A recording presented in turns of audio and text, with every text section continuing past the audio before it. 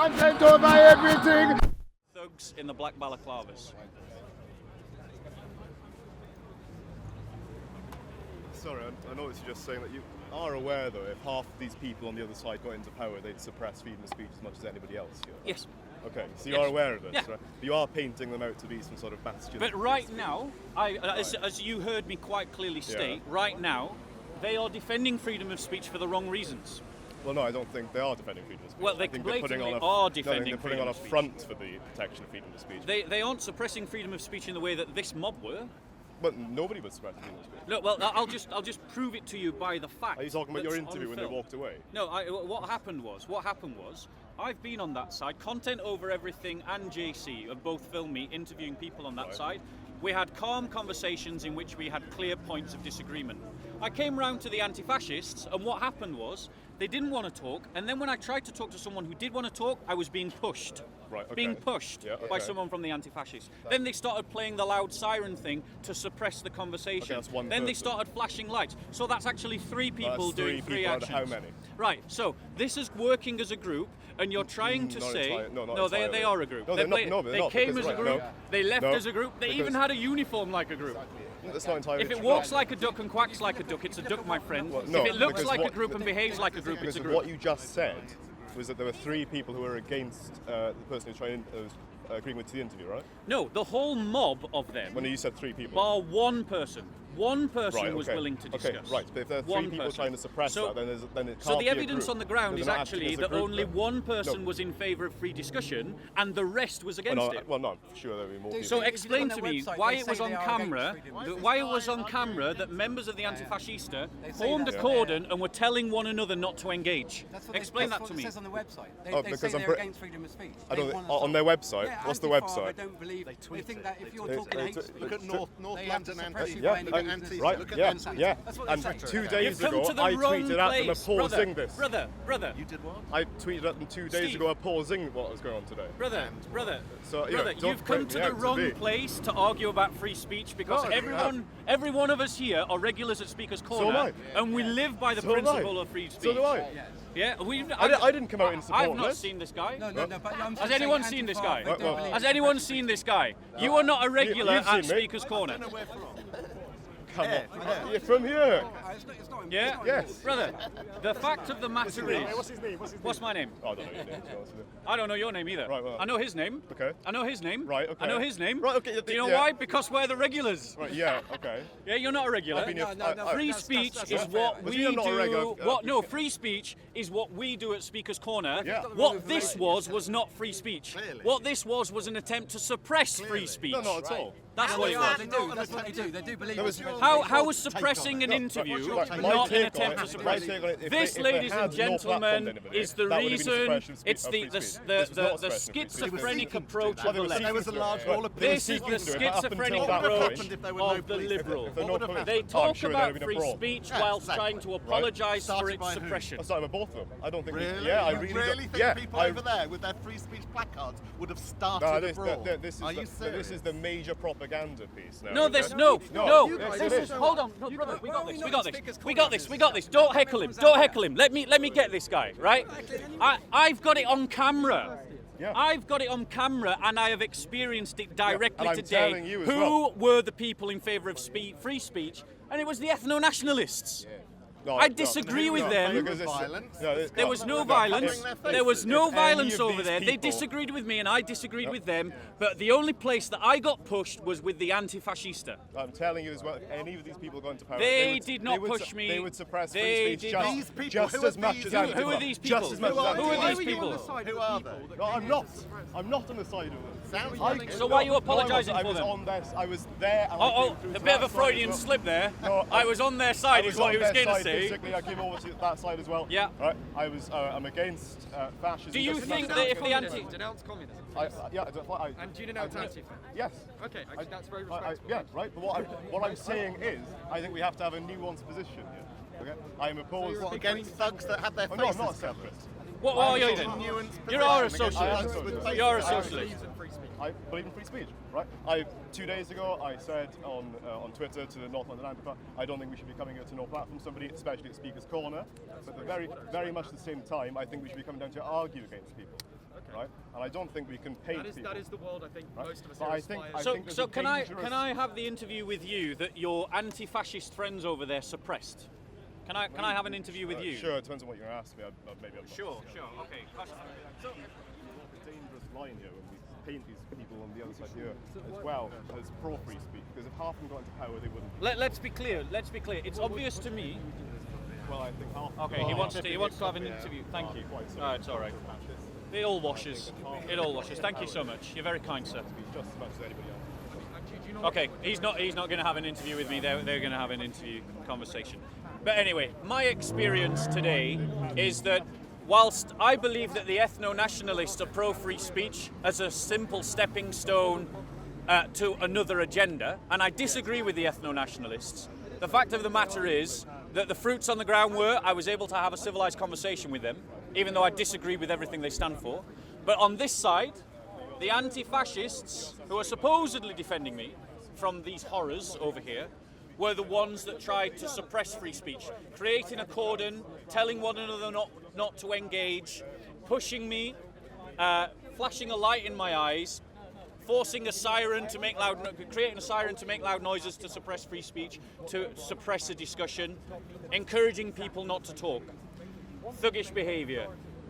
The anti-fascist movement in this country needs to be prescribed like National Action was prescribed. National Action was a horrible organisation of ethnic nationalists, and it was rightly banned. It's time that the authorities banned Antifascista for the same reasons. We cannot allow a group of trade union thugs to run around the country beating people up, attacking people in the street, suppressing freedom of speech, and being generally aggressive and unpleasant.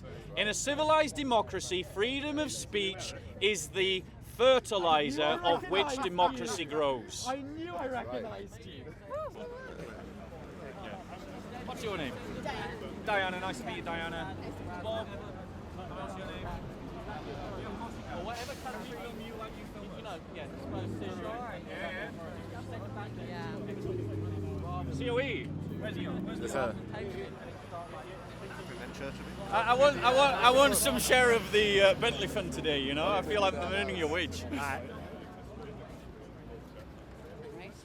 Can I use your name? Is that fine? Bob. Bob. Bob is my name. Yeah. Can I use it? Okay. Yeah, of course you can. Hey guys, so now I'm here with Bob. Bob, what are you fighting here for? Why are you in Hyde Park today? I come here in Hyde Park because I'm a Christian, and because I see Hyde Park as a strategical platform by which the Christian faith and the Christian message can be spread globally.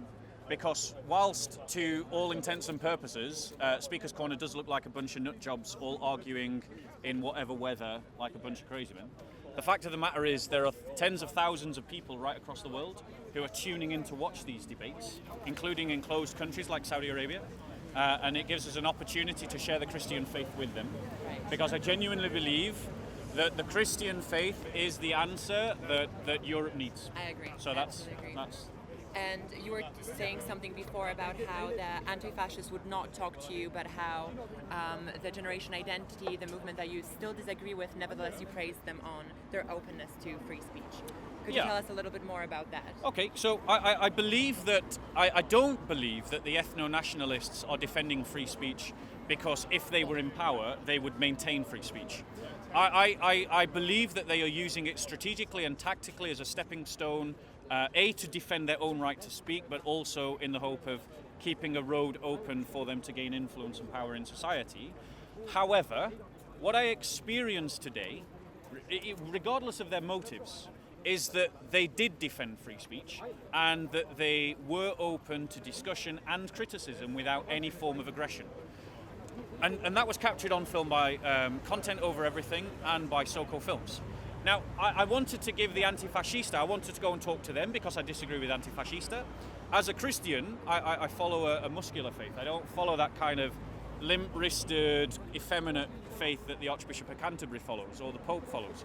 My faith is the muscular faith that the Church has always followed down through the ages. But I wanted to go to the Antifascista and give them the opportunity to talk, to give them the opportunity to give their point of view.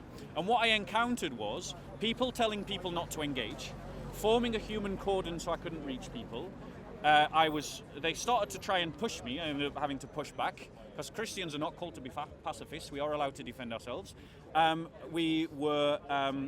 They started playing a siren to suppress the conversation. They started flashing a light in my eyes. So they were using very aggressive tactics and techniques as a way of suppressing discussion that I didn't encounter amongst the ethno-nationalists.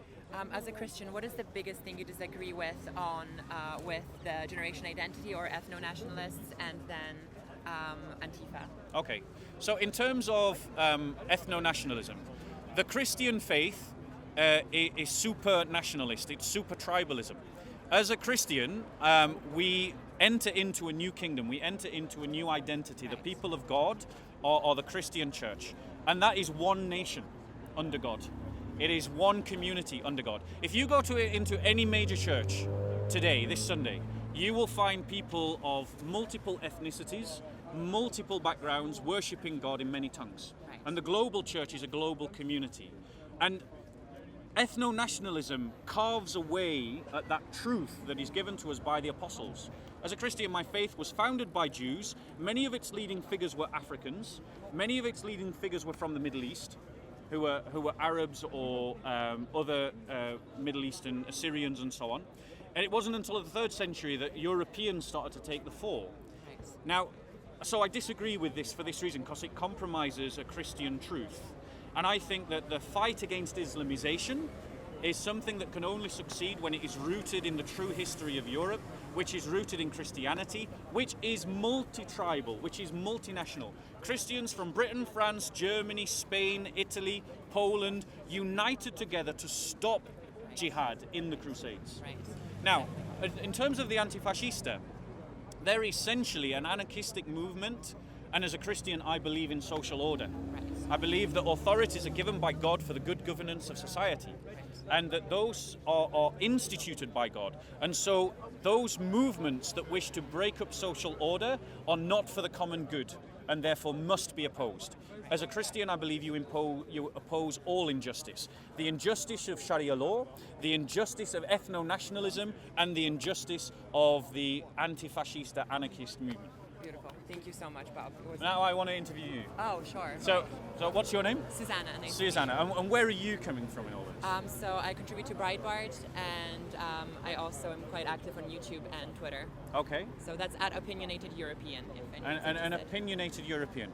And in terms of this struggle, would some of the people that I've interviewed today do describe themselves as ethno-nationalists? Do you describe yourself as an No, ethno-nationalist? not at all. I'm also a Christian. I think that, as you said, and you said it very beautifully, Christians from all around the world can pray together, can worship God together. And I think that as a Christian, I'm proud, and I take pride in the fact that it doesn't matter what race you are, what background you are, you can always be one big family. And as Yeah. you said, I think we are one kingdom of God. And so I could never discriminate against someone in my life because of whatever things they had that they couldn't control. Yeah.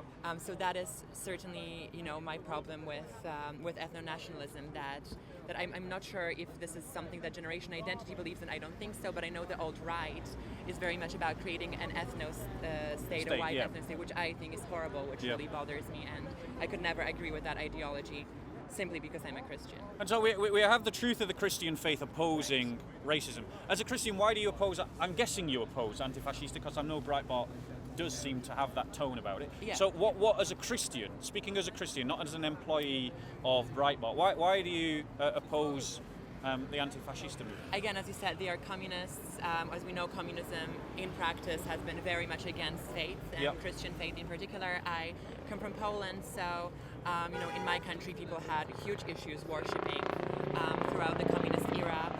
But most importantly, as you said, I also think that God has given us the commandments, has given us certain rules for life that we should follow as much as we're able to. And if we're going to live in an anarchy, there will be no social structure. I think that marriage is something that is very important, that our society should prioritize. Yeah. The family unit. I Yeah. don't think that Antifa stands for that.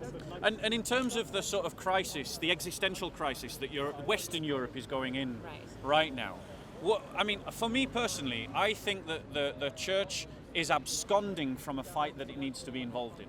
As Christians, where the apostles state, it lists the sins that send us to hell. And amongst those sins, cowardice is one of those sins that sends a Christian to hell.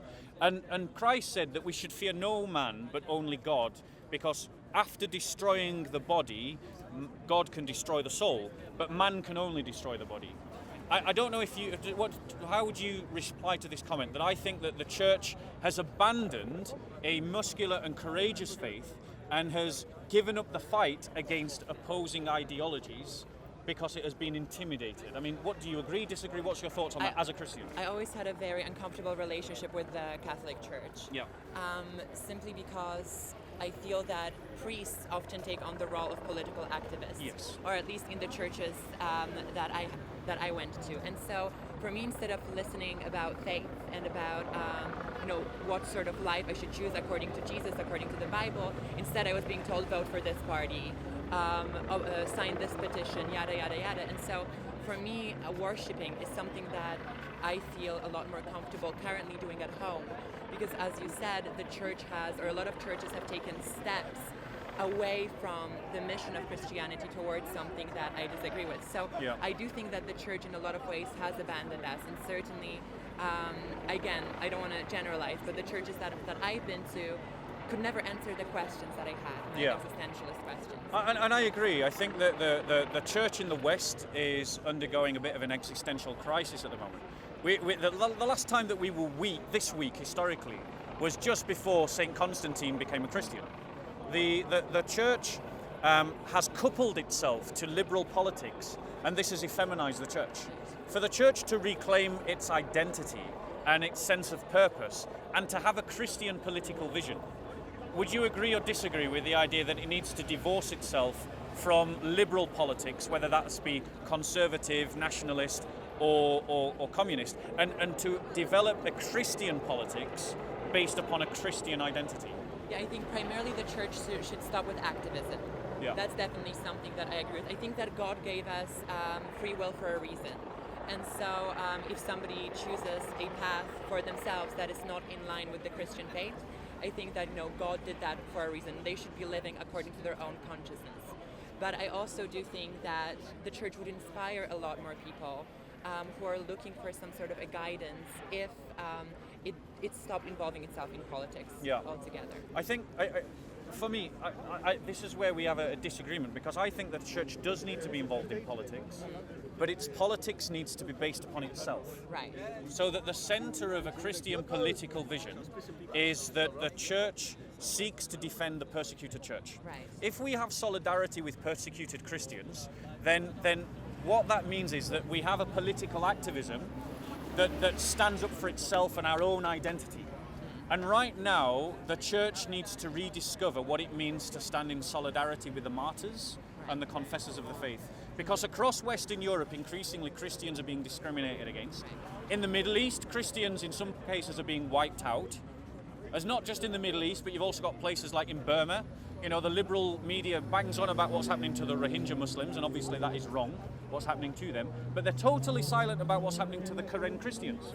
That's definitely something I noticed also on social media, that Christianity became the scapegoat. Yeah. If you follow pages that advertise themselves as atheists, they will only tackle issues of Christianity. They will try to humiliate Christianity and Christian faith, whereas they won't touch upon any other religion. Why do you think that is?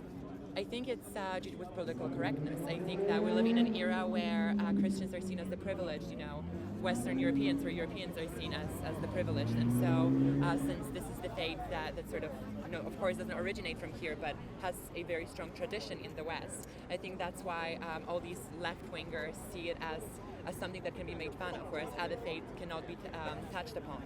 It's this intersectional immunity that it has. Do you not see how the cowardice of the church has emboldened its enemies?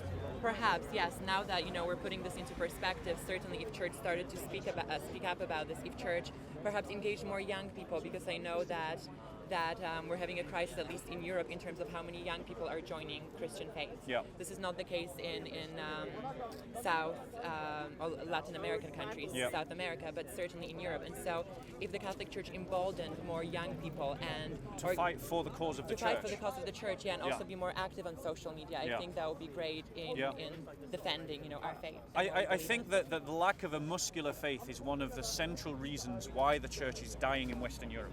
Because and we look at by contrast what's happening in Poland and Hungary and Eastern Europe. Though in Eastern Europe the church has not lost its vitality and strength, even if the leadership is a bit misguided and has bought into liberal politics, the laity of the church is willing to defend the identity of the church. Yes. And we see that because of that, Poland, Hungary, Serbia, and the Eastern Europeans have a much stronger sense of their own identity, are much more able to stand up to liberal politics and the disastrous policies of Merkel.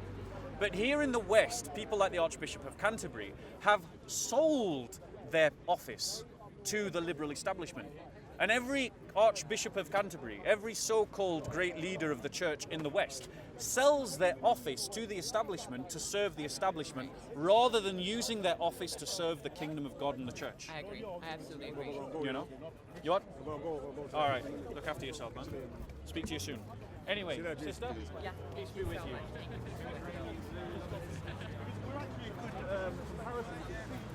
Here, fellas, what's this for? Content over everything on YouTube. What? Content over everything on YouTube. Continental everything. Content over everything. Okay. Content over everything!